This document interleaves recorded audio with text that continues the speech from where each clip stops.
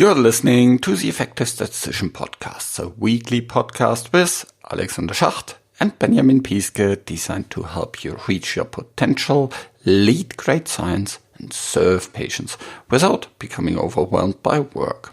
Today we are speaking especially about the last part, how to get into flow at work.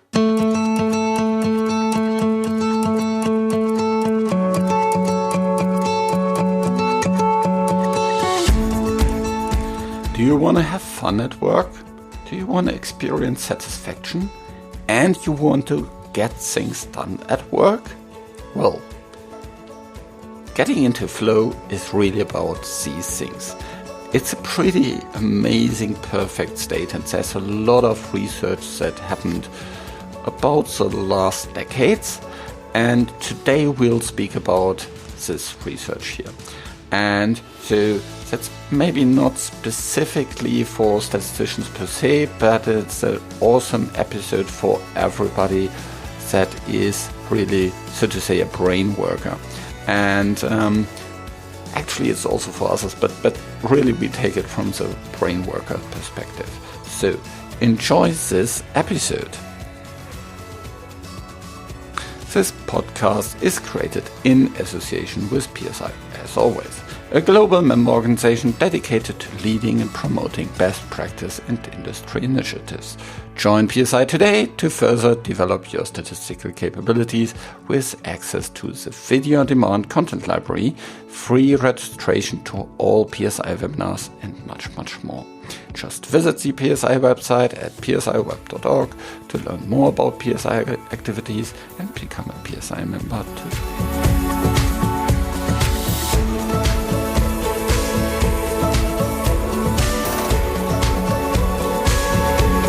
Welcome to another episode of The Effective Statistician. This time again, it's Benjamin and myself. Hi Benjamin, how are you doing? Hi Alex, yeah, very well. Thanks. Our usual recording time on a Tuesday evening again. Yeah, it is. So let's see. My little daughter's a little bit sick, so I hope we don't hear her screaming in the background at the time. But we'll see. I mean, that's life. Yeah, that's life. That's life. Well, we both have a number of kids. You still kind of outperform me by one, and I don't have a plan to kind of keep up with it. See, this is a challenge, Alexander. So 3 is enough. That's fine. Okay, so today the topic is not about kids, but about getting into flow. Benjamin, do you know what flow is? Have you heard about that? Yeah, I heard about it. Actually, yeah, flow. It is basically the it's kind of getting to move, really to do something, and I would say really to find the spot from where you get into really flowing. Actually, as the word's saying, towards the goal, whatever you set you as a goal. Could be that you really start writing something and it's really the moving on without disruptions and really going on. Or programming, for example, is something where I remember from earlier days that there was something about really getting into flow. So yeah, that's my definition. Yeah, it's actually, I think it's quite good. Is there's of course some official definitions about that, and the inventor is a person that I'll now try to pronounce the name correctly, Mihaly Csikszentmihalyi, and of course we'll have his TED talk in the show notes. But he basically was the first person that described flow and the flow experience as something where you have really peak performance. And this word flow comes from those people that actually described about it. So flow is really described by this peak performance where you get into the flow. That's how lots of people describe it, actually. That's where the name is coming from. And you forget about time and what's happening around you, and things are just moving forward really, really nicely, and you're solving problems, and it's a state in which we, really get things done in a more enormous amount of time in a kind of very, very quick, and you can be there for quite some time and be in this flow and get lots of things done. And it's not only for kind of cognitive tasks. You can also do that kind of, for example, in sports. Yeah. So if you're skiing, for example, you can be in this feeling where it's just kind of everything is flowing. Yeah, that reminds me of downhill skiing, but actually the flowing is rather than it's too fast for braking anyway. So no, but seriously, no, I know. This is, I think that you mentioned a very good point. Is then when you really lose time, like the feeling for time. So when you suddenly awake, it's dark outside, and you realize it's above, midnight already, and you just kept on working and working and doing something, and just you're lost in your work. Yeah. So I can remember a couple of times when I was in this flow experience, when I was really deeply in a mathematical problem, for example, at university. I can remember that, I was looking up, or someone was knocking on the door. Oh, time for lunch. And he said, whoa, already time for lunch. So, but actually you can be also in this flow in a group situation. So where you're discussing about something, or you're brainstorming and you're working together, and ideas are just flowing, and you're just performing really, really well. So it's just a lot of fun, and it's quite nice, this overall experience, that I think is also something that you'll recognize always.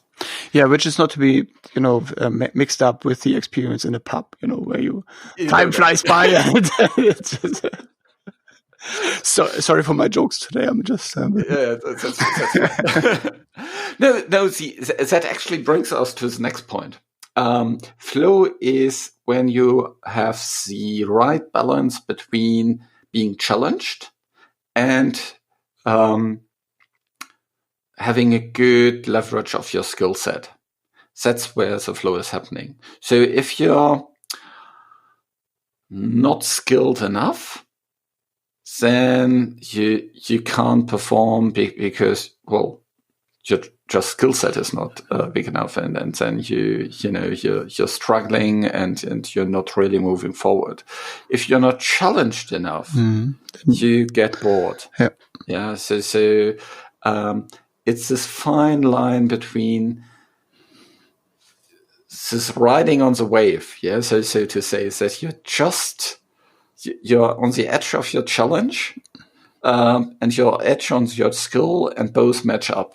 That's exactly where the sweet spot is. So, and it actually is the speed area. It's not just one spot. Yeah.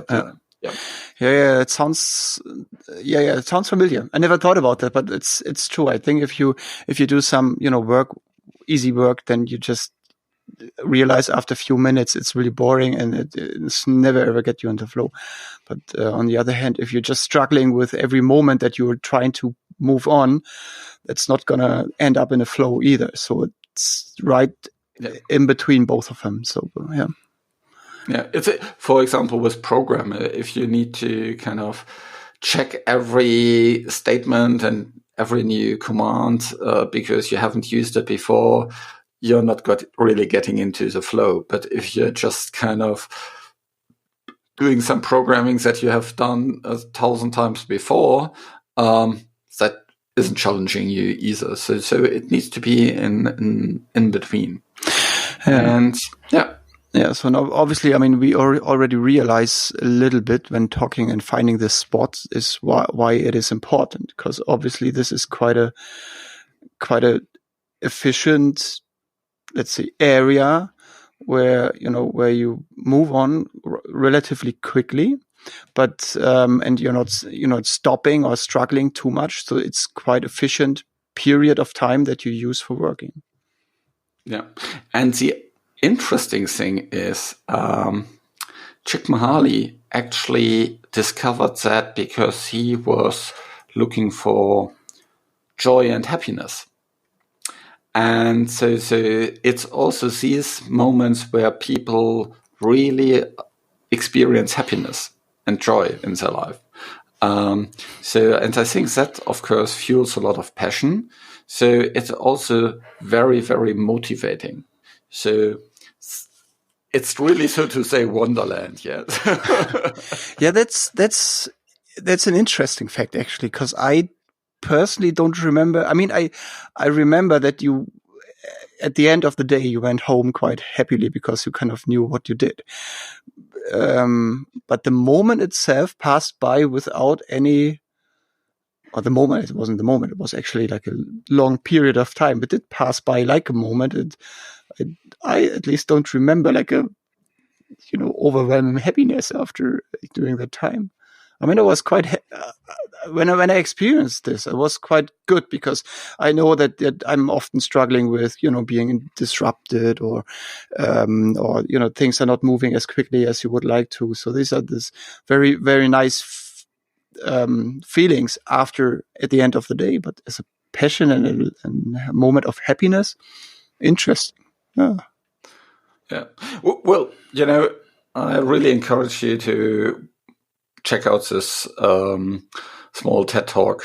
Like all TED Talks are rather short, that we have linked to in the show notes. And of course, there's a couple of different conditions for actually getting into that. So we have talked about how it helps you to achieve things and how it helps you, to get things done. But how do you get to this Wonderland, so to say, where you're at top performance, or maybe you're together with your team and really peak performance? Yeah, I would say one quite important piece is the place you're working. So, I mean, in the pedestrian zone, I wouldn't expect you to get into flow, at least not with stats tasks. So it's maybe as a street artist. Yeah, street artist maybe. So, but that's just maybe quiet place. Maybe also what we discussed before in earlier episodes is that you maybe switch off emails, or let's just try to avoid any distractions. Because if people calling or emailing you and you are reacting on this, then you're off the flow, obviously. Yeah. And it's really hard to get back into the flow as well. So, yeah. There's actually a couple of different flow triggers around that. And I don't want to go into all of them, but because there's another really, really nice presentation by Steve Kotler about them, which talks about all the different flow triggers, and we have that in the show notes as well. But really the most important thing is that you can actually train yourself to get into these by having certain routines, certain habits that help you to that. But for me, personally, the most important thing was preparing myself, managing all distractions, making sure kind of my door is closed, that I have uninterrupted time, and then I can really focus and get things done. By the way, in terms of that, I recently found out about a new tool for that. Have I told you yet about FocusMate? No. Okay, that's something that I only used for a couple of days now. It's interesting free online service where you can schedule your time. It comes in 50-minute chunks, and you find an accountability partner through that. So your accountability partner is also going to have this 50 minutes of focused time. And so you basically see each other through the video, and then you just, tell each other what you are committing to. then you say, okay, let's do it. You do the 50 minutes of your tasks, then you report back on your success, and off you go. And but that is like an basically unknown person. It's really like just anyone that you see live and you kind of discuss and commit to in a way. Yeah. It's a stranger, but a accountability partner. And you see the other person, and it's a real person. Yeah. And it works. It's well, I'm not a psychologist that can explain you all the kind of details behind it, but it's this kind of accountability thing. We touched the accountability thing before, so it's probably something that people need to try to really see whether or not this is helping you to get the tasks done. Because I would say that there are people, obviously, like you, that do do feel or take this accountability to a stranger, and there may be others that are just can do this themselves without strangers in their life. And also, maybe be careful what you're telling, because this is, sometimes you do work on confidential things, unblinded data, let's say. So the other person can't see what I'm doing. That's the other thing. But it's an interesting experience. And the good thing also is it helps you to focus on a longer time. So that is the other thing about being in this flow. You want to make sure you can focus on this as long as possible. Because, so long as better. Very, very easy.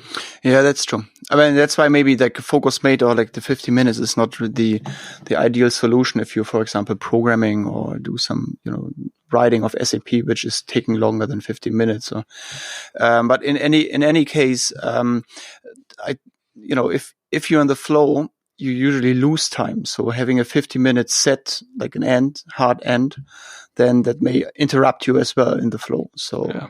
But 50 minutes is also already a quite nice chunk of It is, and I don't remember when I had 50 minutes last time really focusing on something and getting into the flow. Yeah. So in terms of that, I think the other part is you don't want to procrastinate it too much. So I think this 50 minutes chunk is something that is kind of manageable. If you have a too big of a piece that you want to do, like I want to write this paper completely, so that is so big. I think that very prone to be procrastinated forever, and then it's better to bite size it. Yeah, I think that's something about the goal setting for the day or for the next hours, just for planning. I mean, obviously you can't, if you need for some task 48 hours, then even with the flow, you might realize it at some point in between. So no, this is really about getting, putting the right chunks together, or in a plan for the next hour, 2 hours, whatsoever. Yeah. And then it's really important to kind of stay in the moment. Yeah, so not think about the future, not think about the past, but really kind of being in the moment and experiencing the flow and just kind of keeping it is really important. And not let your mind wander to what you will achieve, but just kind of enjoy the experience. Yeah, so. Yeah, but I think, this is in theory, but if you're, for example, if you're kind of are distracted from inside, like, having thoughts on other topics, then this is maybe a difficult moment anyway to find the flow. But otherwise, if you are in the flow, then you are in the moment and, and then you just enjoy it moving forward. So I think it's really it's really just let it go, basically. Yeah. The most important thing is probably to plan this a little bit ahead to avoid distractions and to avoid anything that may pull you out of this of the flow during that time. But it's also about practicing. Yeah, so it's setting up the time to actually do it, and then also keep doing it again and again and again, and you'll get better at it. There's in these different TED Talks, there's actually a lot of kind of neurobiology in there with all the different neurotransmitters that get engaged, dopamine and what have you. And also I did 10 years of neuroscience as a statistician. I'm still not kind of fluent in all these kind of neurotransmitters, so I don't want to bore you with that. But the lesson from there is that you can learn it. It's like a technique that you can practice over and over again.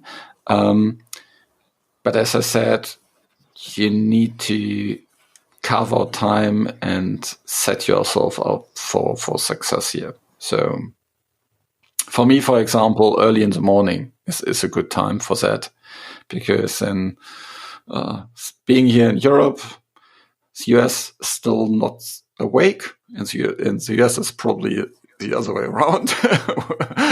In the afternoon, when there's not any emails from Europe anymore coming, and then I also don't yet have any meetings, and that helps a lot to be in this flow. Also, as I'm working from home, kids are in the school or kindergarten, and that helps a lot. Yeah, but I think this is the outside, or like the environment that you need to find to really concentrate on the work that you're doing. Yeah, but if you do it every morning, you practice it, and you get better and better at it. And it may not work each morning, but the more you practice, the more you get these benefits. And I think it's really important, because that way you can get meaningful work done in a reasonable amount of time. And and I think practicing is not only to just find the flow; it's really also to get the right to plan the right things to do. Because as we said earlier, it's if you're over challenging you, then it's, you might be struggling. If it's under challenging, it's also difficult to fall into a flow. So therefore, it's not only the actual concentrating on the work and removing any distractions. It's also about what to set as a goal for the next hour or the next 2 hours, to really find the right thing to do and trying to find a flow. Yeah. And then at the end, you can look at what you have achieved, acknowledge it, and celebrate it for yourself. And that will also help you to get into the flow again, because this kind of positive recognition helps to get into the flow next time. It's a weird thing, but it's another kind of psychology thing. But yeah.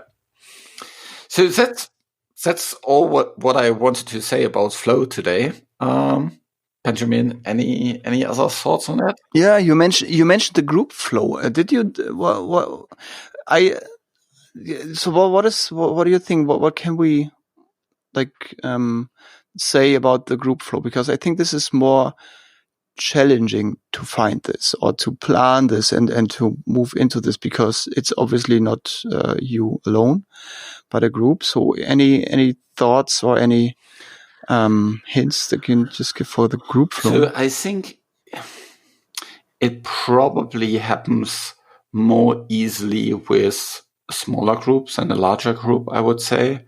And I think it works well with, so to say, like-minded people that know each other very well. If I can remember, for example, at work, it really worked in these one-to-one situations very often, where you're helping someone to move forward.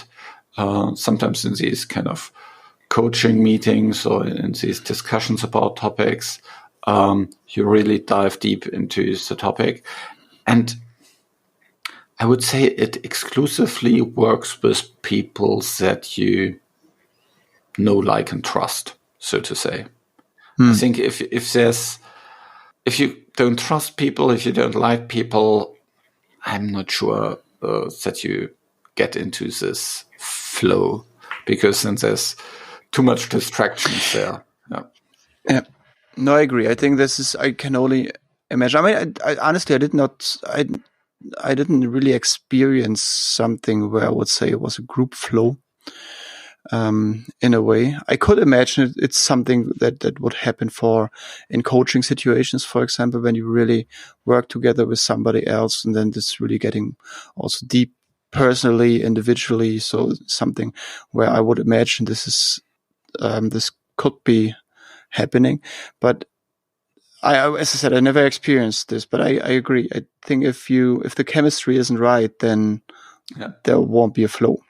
Needs to be right team and right pair of people working together. It needs to be kind of safe for you. You need to, and for everybody in the conversation, probably.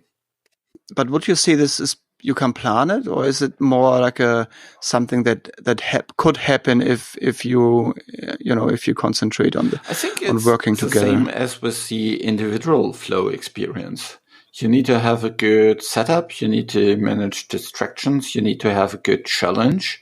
You need to have but as you mentioned, in addition, you need to have this good chemistry within the room. Yeah. So, and then I think you can get into this group flow. I think where you see that as well is in sports teams sometimes. Yeah, where where just, the ball is running and it's like people just know what the other is doing in the next millisecond. And it looks just, fantastic. Yeah. Yeah, could be. Yeah, it's interesting, because I was more thinking on like on a canoeing or something where people are just I wouldn't say for hours, but for a long time really having the same rhythm and the same connection and moving along the river. So this is where I was just thinking about, rather than like a ball play. But yeah.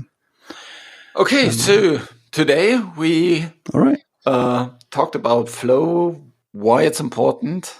Some personal experiences from both Benjamin and myself, and how you can reach it through finding the right balance between the challenge and the skill, and how you can get into it. I really encourage you to check out the notes in terms of these two videos there. And with that, thanks so much for a nice recording again, Benjamin.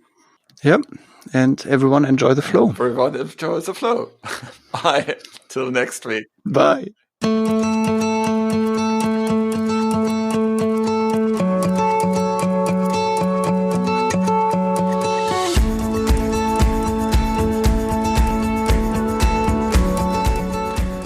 This show was created in association with PSI, and also thanks to Rain, who helps with the show in the background. Thank you for listening. Please visit theeffectivestatistician.com to find the show notes with all the links that we mentioned and learn more about our podcast to boost your career as a statistician in the health sector. Also, we have a LinkedIn group called The Effective Statistician. If you want to join that, please do. We'll share additional experiences there. So, reach your potential, lead great science, and serve patients. Just be an effective statistician.